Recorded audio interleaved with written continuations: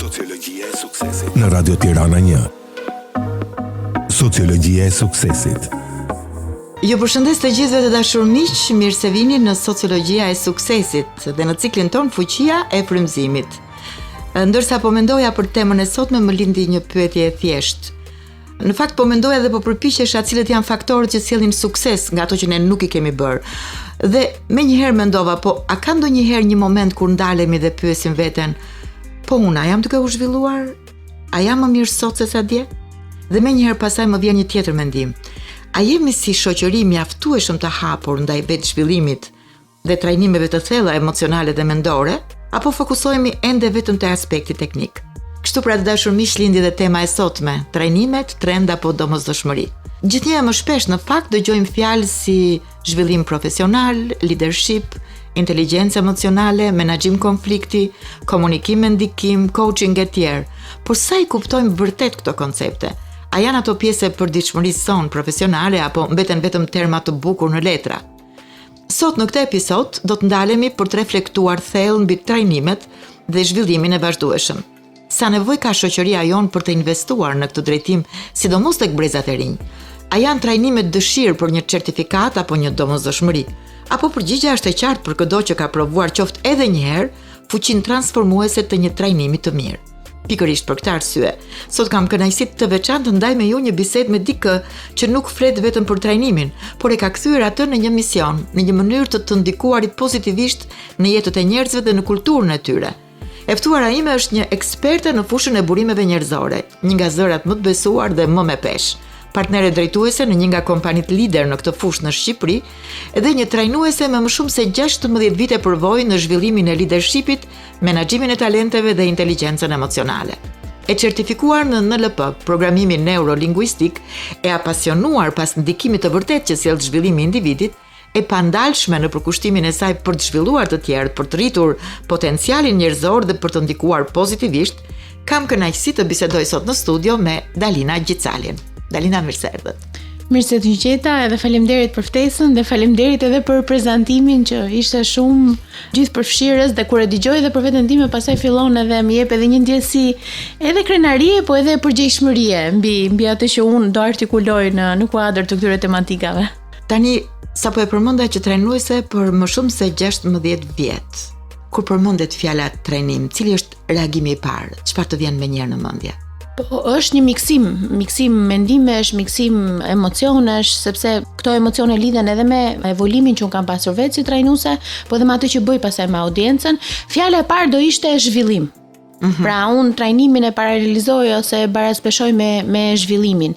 Nocionet të tjera që mund të vinë është transferim njohurish, është transferim të asaj që ti ke ndërtuar brenda vetes tek audienca që ti ke përballë. Po e para që më vjen instinktive është zhvillim. Si ka nisur karriera? Ka qenë shumë rastësore, sepse unë edhe backgroundin akademik, edhe shkollimin që kam pasur, nuk e kam pasur në këtë drejtim. Unë kam mbaruar për menaxhim biznesi dhe pastaj kam bërë një fakultet të dytë për marketing, dhe më pas ka evoluar drejt kësaj fushë.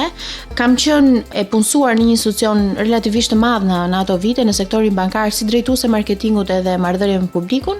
Në këtë institucion brenda grupit ka pasur një akademi zhvillimi për drejtuesit.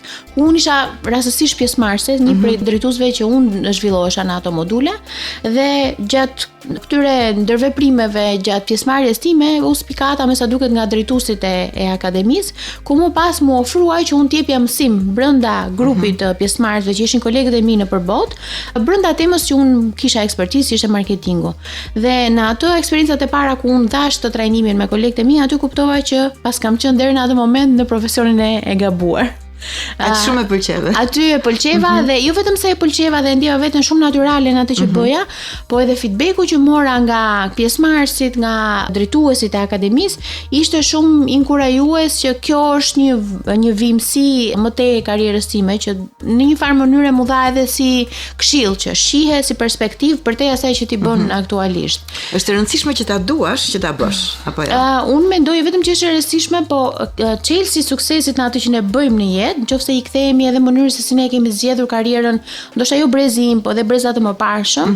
Ne kemi pasur gjithmonë atë orientimin nga familjarët, nga njerëz modele suksesshëm që kemi pasur rreth rrotull, nga njerëz dhe nga mësuesët, dhe kemi ecur me parimin që ku kemi pasur rezultate të mira akademike, ajo mund të jetë edhe premisa për të qenë më i suksesshëm në atë lloj fushë.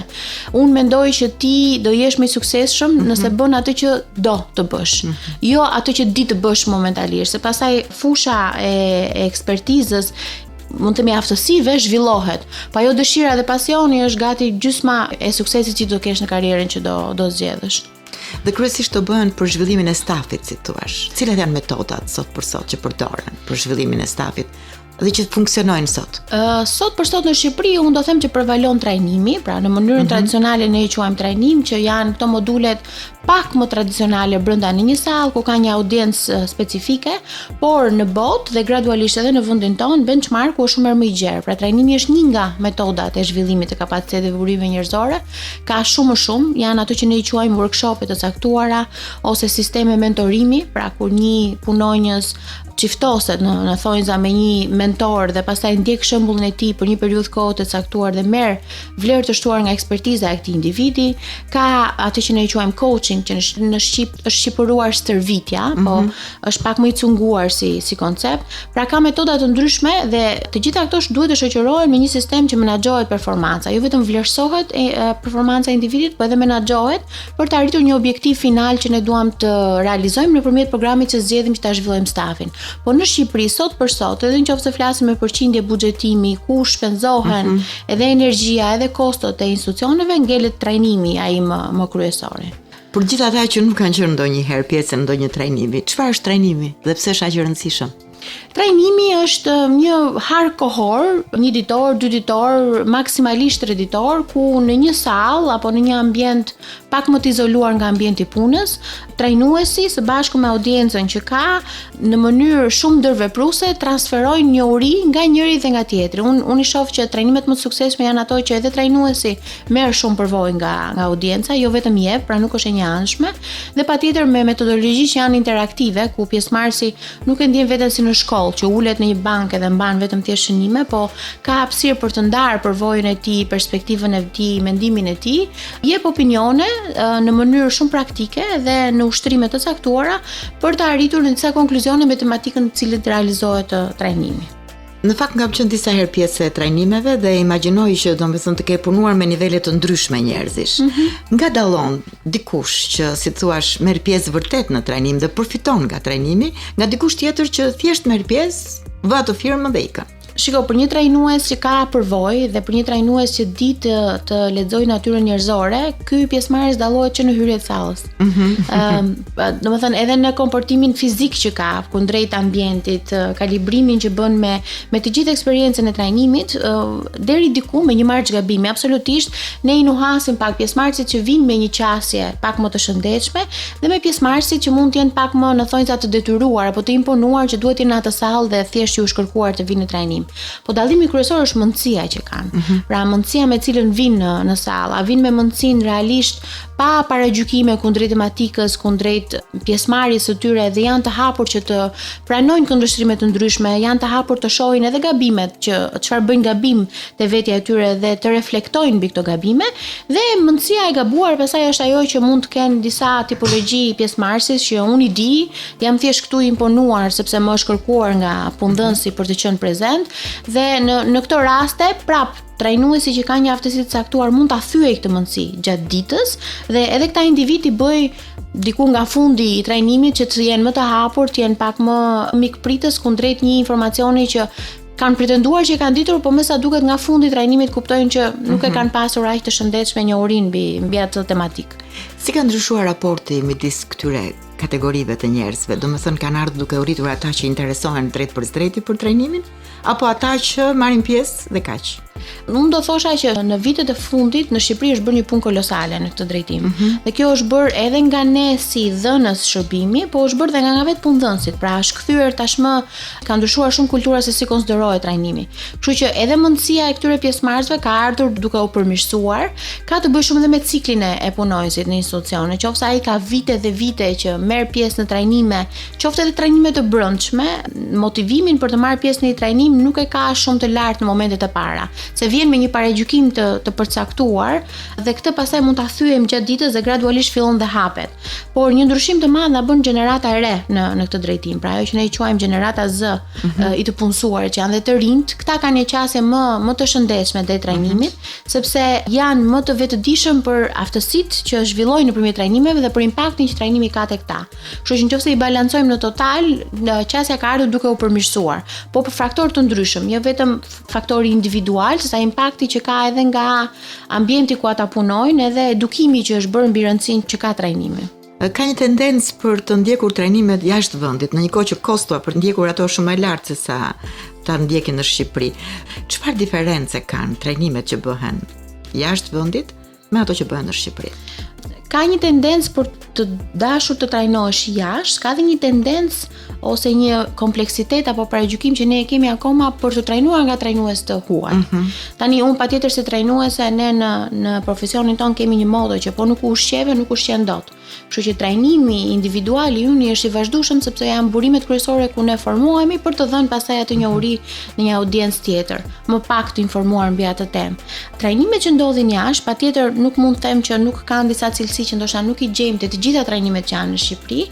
Shohim që janë më avangard në metodologjitë që përdorin, pra priren që nga momenti që ata përcaktojnë shqisat që do ndërveprohen në një ambient të tillë, janë shumë herë më të prirur drejt prakticitetit dhe jo aspektit teorik, dhe patjetër që kanë disa elemente inovatore që ndoshta jo të gjitha i gjejmë në çdo trajnim të Shqipërisë. Megjithatë duhet theksuar këtu që edhe trajnimet që ndodhin në Shqipëri gradualisht kanë filluar të rrisin shumë cilësinë, edhe etalonin ose benchmarkun që maten me trajnimet jashtë Shqipërisë, dhe unë mendoj që sot me një kosto shumë herë më të ulët, ti mund të gjesh një trajnim pa aq cilësor brenda Shqipërisë sa ai që ti pretendon ta investosh veten jashtë kufirit. A mund të themi që trajnimi është një luks për shembull? Në ditët e sotme jo. Unë mendoj që ne duhet të themi tashmë që trajnimi është një nevojshmëri e madhe për bizneset.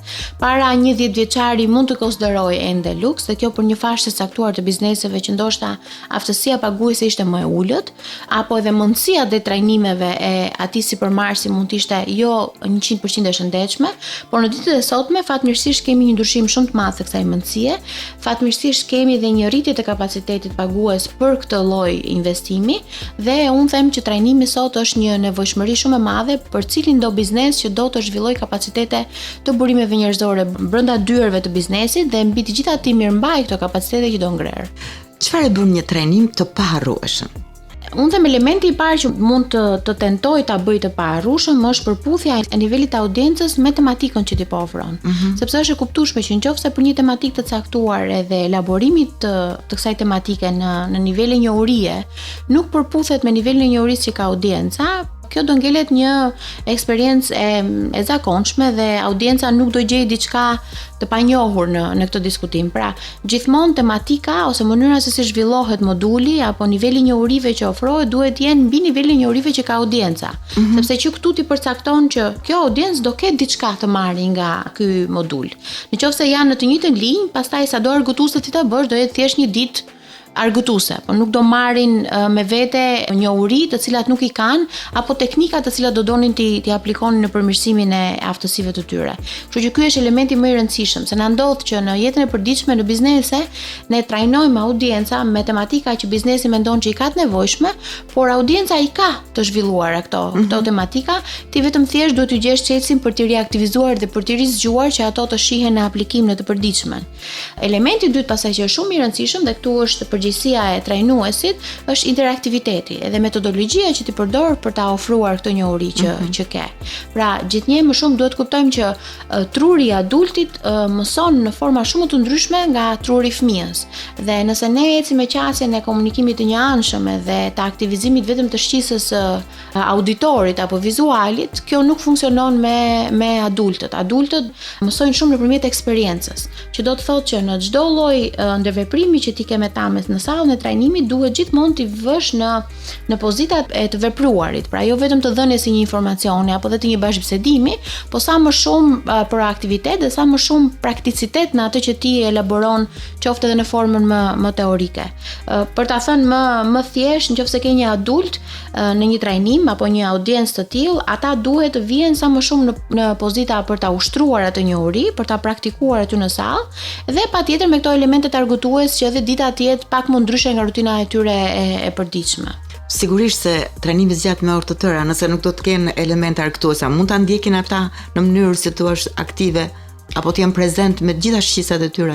Mund ta ndjekin, po do kishte një firo shumë të madhe në atë informacion që do marrin në fund të këtij trajnimi. Pra, dhe tendenca do jetë që ne të aktivizojmë sa më shumë nga këto shqisa, sepse ne marrim informacion nga gjitha shqisat dhe marrim nga më shumë shqisa se sa jemi të vetëdijshëm. Ti merr informacion edhe nga ajo që ne kemi shqisa e prekjes, sepse ajo krijon ndjesinë dhe e kthen atë në një përvojë dhe jo vetëm thjesht në një shkëmbim. Kështu që aftësia e trajnuesit për të aktivizuar të gjitha shqisat për të marrë këtë informacion do ta bëj atë një eksperiencë shumë unike sa nga një trajnim i zakonshëm që ti vetëm merr, mban disa shënime dhe merr një informacion në një PowerPoint. Shumë emocionuese është në fakt nëse një individ futet në trajnim dhe del që andej së paku me një ngacmim të potencialit të vet, se sa potencial ka. Domethënë, çfarë ndodh pas një trajnimi? Kjo është një nga pyetjet kryesore që sipërmarrësit kanë kur duan të bëjnë një investim. Pyetja e parë që bëjnë është si do ta masun që ky trajnim do jetë i suksesshëm dhe çfarë do pres nga punonjësit e mi kur të kthehen në dyert e biznesit. Unë se varet tani edhe me çfarë njësi e mat se ti e mat suksesin e një trajnimi. Unë mendoj që një trajnim është i suksesshëm kur minimalisht ne arrim një vetë reflektim. Pra, kur pjesëmarrësit dalin në fund të ditës ose vinë ndajnë atë opinion me ne apo dhe me njëri tjetrin dhe i vënë në diskutim ato parime që i kanë të ngritura jo në mënyrë të shëndetshme deri në pikën e trajnimit. Pra, nëse dikush ka pasur një njohuri të konsoliduar dhe një praktik pune deri në momentin e trajnimit, të cilën fillon e vënë në diskutim në fund të trajnimit, për mua ky është sukses. Sepse nuk mund pretendojmë që njeriu të ndryshojë disa module të punuarit, module të menduarit brenda tetorëve apo në rastin më të mirë në një trajnim 2 ditor të transformoj komplet mënyrën e menduarit dhe mënyrën e të punuarit. Kështu që reflektimi dhe vënia e pikpyetjeve mbi disa metoda pune që ata i kanë është një sukses i caktuar.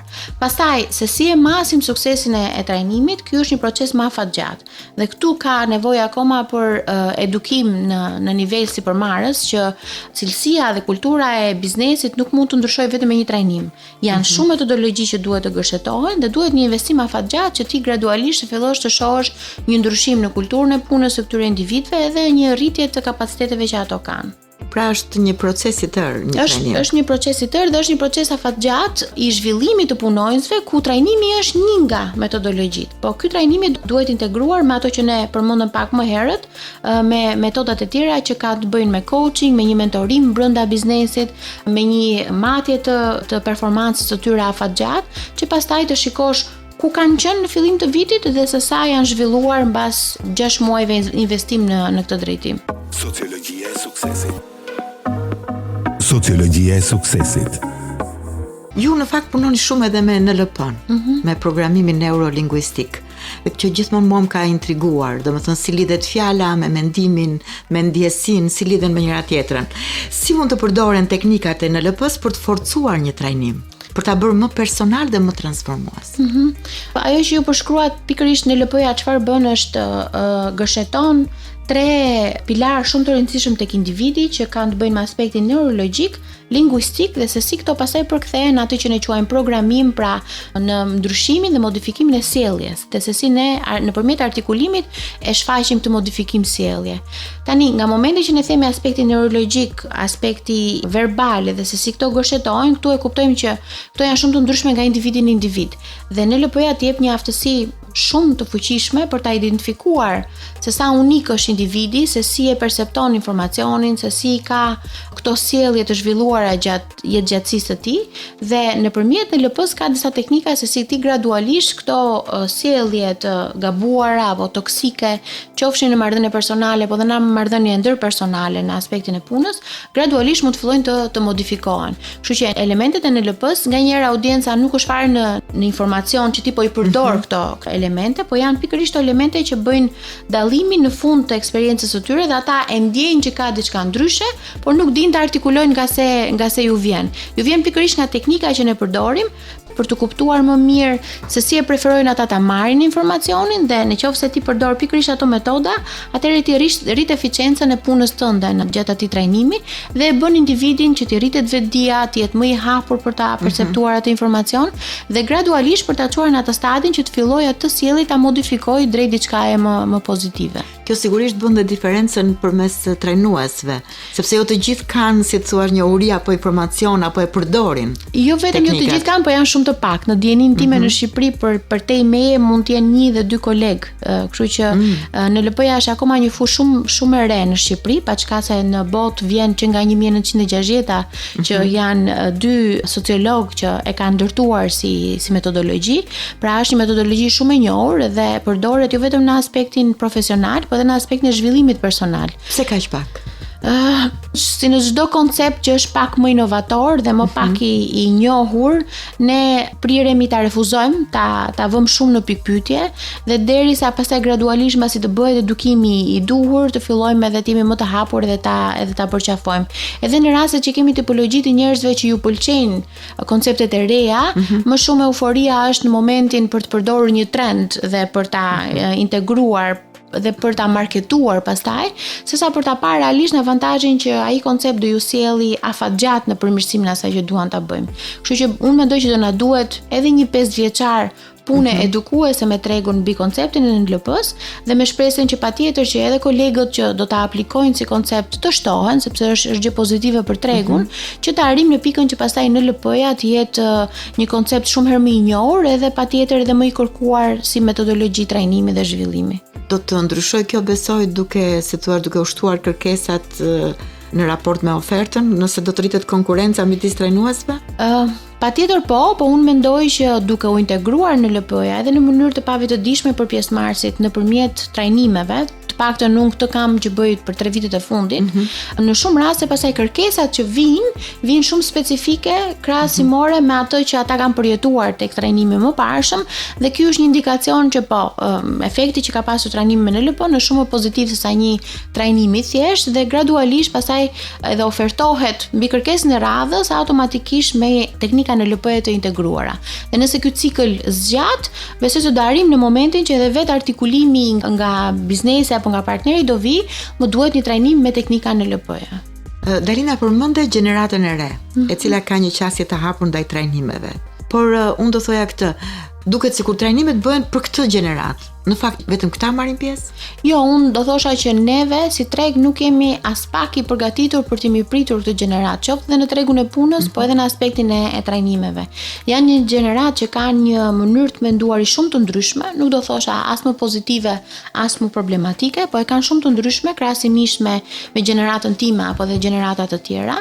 Ne si treg jemi akoma të papërgatitur për të mirëpritur në tregun e punës, qoftë në momentin që ne i kërkojmë ata në tregun e punës dhe deri duke i mirëpritur në intervista dhe pastaj në atë që quhet onboarding ose mikpritje në institucion, edhe patjetër që metodologjitë që kërkohen për të integruar ata në trajnim janë pak më të ndryshme nga ato që ne përdorim aktualisht, të cilat përpiqemi t'i kemi më gjithëpërfshirëse. Duke qenë se akoma në çdo lloj audiencë kemi një miksim, kemi një gërshetim të 2 gjeneratave shumë të ndryshme, nuk mund të kapërcejmë me metodologji që referohen vetëm gjeneratës së re, sepse bëhemi përjashtues për kolegët e tjerë.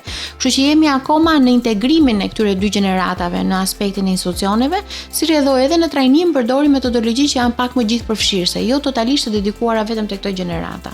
Sociologjia e suksesit. Sociologjia e suksesit. Ju jeni nënë e 2 fëmijëve? Po. Edhe jam shumë interesuar të di besoj edhe dëgjuesit që po na ndjekin këto çaste, fëmijëve çfarë ju mëson më shumë dhe çfarë ju edukon, ku e ke synimin kryesor? Tani, është edhe ai parimi që gjithmonë kur ti je eksperte në një fushë të caktuar, zakonisht ajo fushë kur ti e aplikon në marrëdhënie personale nuk është kaq ideale sa si ti kur e bën me audiencat e tjera, sepse është marrëdhënie emocionale që ka një ndikim shumë të madh. Megjithatë, unë përpiqem me aq sa mund të jem e ftohtë dhe të shoh fëmijët e mi si 2 fëmijë në rritje për të parë se si do rriten në moshën adulte, po për të bërë një parantezë të vogël, në shumicën e rasteve unë vërej që kur ne punojmë me adult, të gjitha problematikat që shfaqen në atë lloj moshe, gjenezën e kanë pikërisht shumë vite më përpara, e kanë gati në fëmijëri. Pra ne përpiqemi të rekuperojmë edhe të zgjidhim disa problematika që janë ndërtuar në një gjeneratë shumë herë më të hershme të tyre. Kështu që kur e shikojmë me këtë perspektivë, ajo që përpiqem të paktën të transmetoj te fëmijët e mi në këtë prizmë, jo si prind thjesht, janë disa elemente që unë i shoh që sot adultët në Shqipëri çedojnë dhe kemi problematika të mëdha. E para, një gjë që e kam shumë të rëndësishme është që ata të bëhen emocionalisht të pavarur.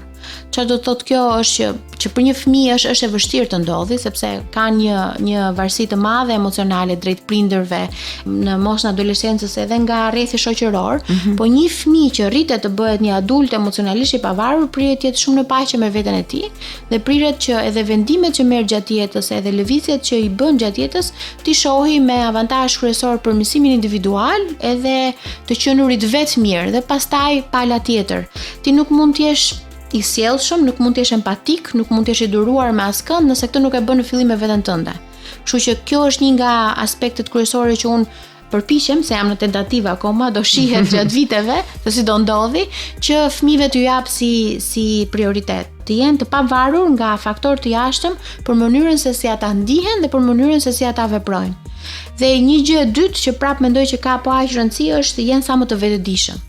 Unë shoh prap në moshën adulte që kemi njerëz me mungesë vetëdije shumë të lartë. Që do të thotë ti je i vetëdijshëm është që ti ta kuptosh veten tënde, ta kuptosh se si sillesh, se si ndihesh, qoftë në moment apo edhe afatgjatë dhe mbi të gjitha nga të vinë këto lloj ndjesie, edhe të vetë rregullohesh. Këto janë elemente të gjitha të inteligjencës emocionale, pra nëse këto do t'i paketonim futen në ombrellën e inteligjencës emocionale dhe suksesi afatgjatë në jetë unë nuk mendoj që vjen nga ajo inteligjenca kognitive që ne jemi mësuar ta shohim që në bankat e shkollës, pra aftësia për të nxënë, edhe se si ti aplikon atë që njohuri të re që merr. Suksesi në jetë mendoj që të vjen pikërisht nga inteligjenca emocionale dhe një nga themelet kryesore të inteligjencës emocionale është vetdia. Njerëz me vetdije të lartë priren të kenë inteligjencë emocionale të lartë dhe kanë një ndihmës më të madhe për të qenë më të suksesshëm në jetë. Një këshill për dëgjuesit e Radio Tiranës lidhur me trajnimet kryesisht me atë që ndodh sot në Shqipëri dhe me atë tendencë ose më mirë për atë nevojë të domosdoshme për të vetë zhvilluar kryesisht. Unë do thosha që për të gjithë dëgjuesit që kanë hapësira, kanë mundësi të marrin pjesë në trajnim, gjithmonë të prirën ta shohin si diçka pozitive, qoftë edhe kur tema që ata trajnohen mund ta shohin si diçka që e kanë shumë të elaboruar, shumë të zhvilluar tek individi, nuk ka asnjë lloj koncepti trajnues apo asnjë lloj hapësire që ti nuk hyn dhe mund mos marrësh diçka të re. Po të duhet mundësia e dur. Ti mund të marrësh edhe një uri të re nga një koleg që merr pjesë në trajnim, pra të futen me një mundësi të hapur që në çdo lloj ndërveprimi që ata marrin pjesë, do arrin ta marrin një informacion që mund të jetë zhvillues për ata. Dhe diçka tjetër është që edhe nëse nuk marrin pjesë në këto trajnime pak më formale, sot fatmirësisht edhe në botën virtuale, nëse përdoret në mënyrë të shëndetshme, ka pafund kanale burime që ata mund të vetë zhvillohen, edhe nëse nuk ju vjen kjo nga një punëdhënës specifik. Nëse do të duhet të zgjidhnin një trajnim, si duhet vepronin? Po varet shumë nga çfarë duan të zhvillojnë, varet shumë nga çfarë duan të trajnojnë. Inteligjenca emocionale unë mendoj që është një tematikë që kujdo mund t'i bëj mirë edhe mund të jetë edhe një startim i mirë për ta njohur veten pak më gjerë në perspektiva pak më të reja dhe nga andej pastaj mund të fillojnë të fokusohen edhe në trajnime pak më teknike për të formuar kapacitetet specifike që duan në aspektin e karrierës. Po trajnime që kanë të bëjnë me vetdijen, me inteligjencë emocionale, me të kuptuarit veten, me të kuptuarit mënyrën se si ata mësojnë më mirë Dhe këto janë fillesat që pastaj gradualisht fillojnë dhe këtë interes ta orientojnë në mënyrë pak më teknike dhe zhvillim pak më profesional. Një pjesë prej tyre unë jam e bindur që hezitojnë pikërisht për atë ballafaqim që mund të bëjnë në një trajnim, jo vetëm me audiencën, por edhe vetë trajnuesin. Si duhet të dalin nga kjo gjendje? Shiko, ka të bëj shumë eksperjenca me trajnuesin, patjetër. Ka disa raste që ata kanë pasur përvoja jo shumë të shëndetshme, jo shumë pozitive dhe këto përvoja mund t'i bëjnë pak më rezistent për të evoluar dhe për të shkuar në eksperiencë tjetër. Kështu që do duhet bëj një kërkim te kush trajnues po shkojnë, te çfarë lloj trajnimi. Sot fatmirësisht tregu jonë është shumë i vogël dhe shumë e kollajshme të marrësh një referencë për trajnuesin, për kompaninë, për tematikën, kështu që të bëjnë një ulumtim të vogël dhe të përpiqen të zgjedhin atë mundësinë më të mirë që ata kanë për të marrë pjesë në një trajnim dhe pastaj un kam përshtypjen që duhet të kenë çik më shumë besim te sistemi, te procesi në vetvete, të jenë pak më të hapur dhe nëse e lëm veten tonë të hapur dhe i rrezojmë ato barrierat që kemi që na vinë si pasojë një eksperiencë jo të mirë të mëparshme, besoj se gradualisht gjatë rrugtimit do marrin një përvojë më të mirë se ajo që mund të kenë pasur më përpara. Dalina, faleminderit shumë që ishe sot në Sociologjia e Suksesit, ishte kënaqësi. Faleminderit dhe për mua ishte kënaqësi. Sociologjia e Suksesit në Radio Tirana 1. Sociologjia e Suksesit.